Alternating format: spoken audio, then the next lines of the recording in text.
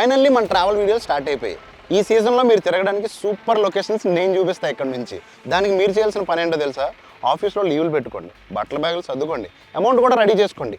మెయిన్గా మన ఛానల్ని ఫాలో అయిపోండి. మన ఛానల్లో ఈరోజు మీ అందరికీ ఒక సూపర్ లొకేషన్ చూపించబోతున్నా. ఈ లొకేషన్ మన వైజాగ్ నుంచి 80 కిలోమీటర్లు ట్రావెల్ చేస్తూ వస్తుంది. కానీ వెళ్ళే రోడ్డు మాత్రం ఫుల్ ఘాటు టర్నింగ్స్తో చాలా అద్భుతంగా ఉంటుంది. ఈ రోడ్లో మనం ప్రయాణించాలంటే ముందు కొత్తమ్మ తల్లి అనే అమ్మవారిని దర్శించుకోవాలి.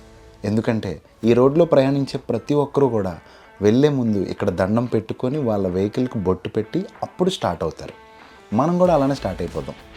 అయినా మనం వెళ్ళే లొకేషన్ సముద్ర మట్టానికి 100 అడుగులు 200 అడుగులు కాదండి, ఏకంగా 3333 అడుగులు పైకి వస్తే ఒక అద్భుతమైన లొకేషన్ ఉంటుంది. ఈ లొకేషన్ మీ అందరికీ చూపించడం కోసం డేలో స్టార్ట్ అయ్యి నైట్ అంతా ట్రావెల్ చేసి ఫుల్ చలిలో టెంట్లో పడుకొని మార్నింగ్ 4:30కి లేచి డ్రోన్ షాట్స్ క్యాప్చర్ చేశారు. ఎలా ఉన్నాయో కామెంట్ చేయండి తప్పకుండా.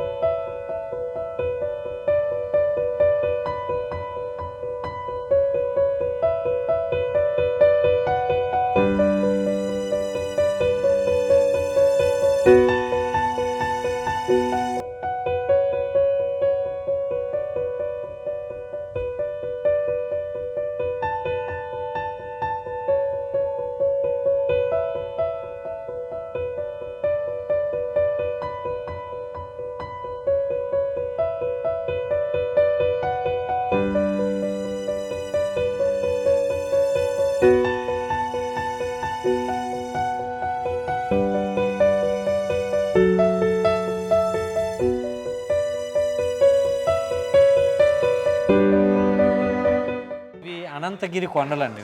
Okay okay. అందువల్ల అనంత వెంకటేశ్వర స్వామిని మనం ఇక్కడ పిలవడం జరుగుతుంది. ఒక ప్రశాంతమైన ఫీలింగ్ వస్తుంది. ఇక్కడ చాలా వ్యూ పాయింట్స్ కూడా ఉన్నాయి. చాలామంది వాటి కోసం కూడా తెల్లవారింటికే వచ్చి ఆ వ్యూ పాయింట్స్ చూసి స్వామిని తొలి దర్శనం చేసుకుంటున్నారు. 2022లో కదండి స్టార్ట్ చేశారు. అవును.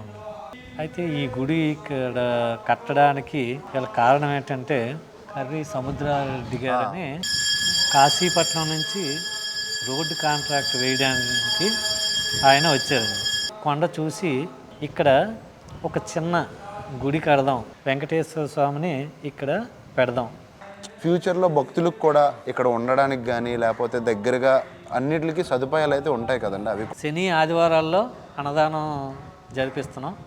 అసలు ఈ స్వామివారికి పూజలు ఎలా చేస్తారు, ఏ టైంలో చేస్తారు, ఏంటి అనేది మన పంతులు గారిని అడిగి తెలుసుకుందాం. जय श्रीमन्नारायण. ओम नमो वेंकटेशाय. सुबह प्रातःकालीन 6 बजे सुबह अपनी मंदिर जो है खुलती है. मंदिर के टाइमिंग है. खुलने के बाद भगवान को जो है प्रातःकालीन सुबह मंगला आरती हम लोग संपन्न करते हैं. मंगला आरती के बाद हम लोग फिर डेली स्वामी का नित्य सुबह पंचामृत से अभिषेक होता है. दूध, दही, घी, शहद, शक्कर मिला करके पंचामृत से हम लोग डेली स्वामी का पंचामृत से अभिषेक करते हैं. किसका लोग आते हैं एक दिन में? लेकिन विशेष शनिवार और रविवार के दिन यहाँ लगभग 2000 की जनसंख्या में भक्त आते हैं. जी థ్యాంక్ యూ. Most welcome. ఈ ప్లేస్కి వస్తే చాలా హ్యాపీ ఫీల్ అవుతారు. ఎందుకంటే పొద్దున్నే పాల సముద్రం లాంటి మేఘాలు, అద్భుతమైన గుడి, ఇక్కడి నుంచి చూసే కొండలు, వచ్చే రోడ్డు ఎక్సలెంట్. అసలు అరకు వెళ్ళే రోడ్లో కాశీపట్నం నుంచి రైట్కి తిరిగి పైకి వచ్చి ఈ టెంపుల్ కన్ఫామ్గా దర్శించుకోండి. బట్ ఘాట్ ఎక్కువ ఉంటుంది, సేఫ్గా రండి. బాగా ఎక్స్పీరియన్స్ అయితేనే డ్రైవ్ చేయండి, లేదంటే అస్సలు డ్రైవ్ చేయొద్దు. ఇక్కడికి వచ్చాక కూడా నేచర్ని ఏ డిస్టర్బ్ చేయకుండా, ప్లాస్టిక్ అది పడేయకుండా చాలా హ్యాపీగా వచ్చి హ్యాపీగా ఎంజాయ్ చేసి హ్యాపీగా వెళ్ళిపోండి. మనం నెక్స్ట్ లొకేషన్కి వెళ్ళిపోదాం. ఓకే.